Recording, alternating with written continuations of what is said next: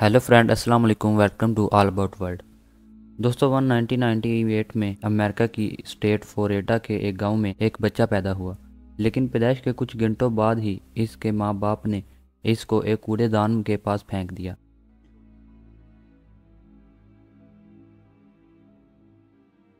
आसपास गुजरने वाले लोगों की नज़र इस पर पड़ी। इन्होंने पुलिस को इत्तला कर दी। 2 दिन हॉस्पिटल में गुजरने के बाद इस बच्चे को 2 मियाँ बीवी ने अडॉप्ट कर लिया, नेथन और बेटी फिगर्स। इन लोगों ने इस बच्चे का नाम फ्रेडी फिगर्स रख दिया।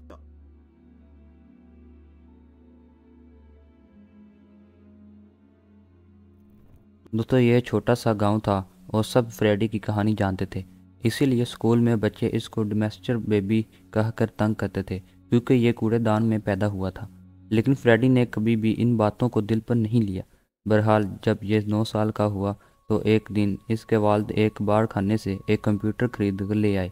ये कंप्यूटर सिर्फ $25 का था। घर में कंप्यूटर आने की वजह से फ्रेडी अब अपना ज़्यादातर वक्त इसी कंप्यूटर पर गुजारता था। ये बचपन में ही कंप्यूटर को चलाने में इतना माहिर हो गया था कि एक दफ़ा तो इसने अपने वालिद के एक पुराने रेडियो से कुछ पार्ट्स निकाल कर कंप्यूटर में फिट कर दिए, जो कि काम भी करने लगे। यहीं से फ्रेडी की ज़िंदगी तब्दील हो रही थी। दोस्तों इसी वजह से इसने सिर्फ 13 साल की उम्र में कंप्यूटर को रिपेयरिंग करने का काम शुरू कर दिया। ये लड़का इससे मिलने वाले पैसों को जमा करता रहता था और जब फ्रेडी 15 साल का हुआ तो इसने अपनी एक छोटी सी कंपनी भी खोल ली थी। इसने इस कंपनी का नाम फिगर्स कंप्यूटर रखा था। ये अपने छोटे से घर के कमरे में लोगों के कंप्यूटर ठीक करता था। इसने अपने सर्वर भी बना लिए थे जिन पर यह अपने क्लाइंट्स का डाटा स्टोर करता था। इस दौर में डाटा को स्टोर करना एक बहुत बड़ी बात होती थी।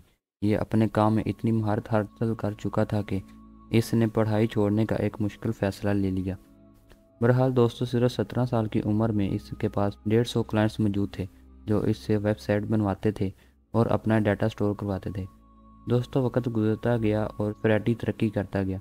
2012 में जब ये 23 साल का हुआ तो इसने जीपीएस ट्रैकर प्रोग्राम बनाया और इसको एक कंपनी को $22 लाख में बेच दिया।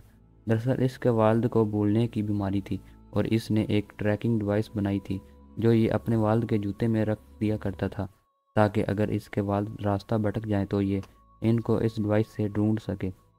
डिवाइस यानी जीपीएस ट्रैकर प्रोग्राम। इसने इस कंपनी को बेचा था। एक कूड़ेदान से उठाया गया बच्चा अपनी काबिलियत से एक करोड़पति बन चुका था।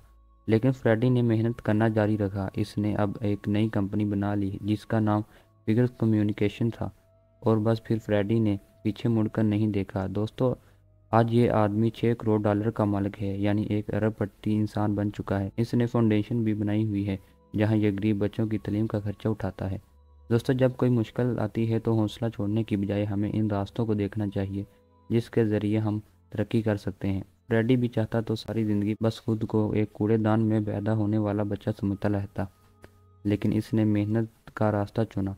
पॉजिटिव सोचें, मेहनत करें और बस अल्लाह ताला से दुआ करें। इंशाल्लाह एक ना एक दिन इंसान को इसकी मंजिल मिल ही जाती है।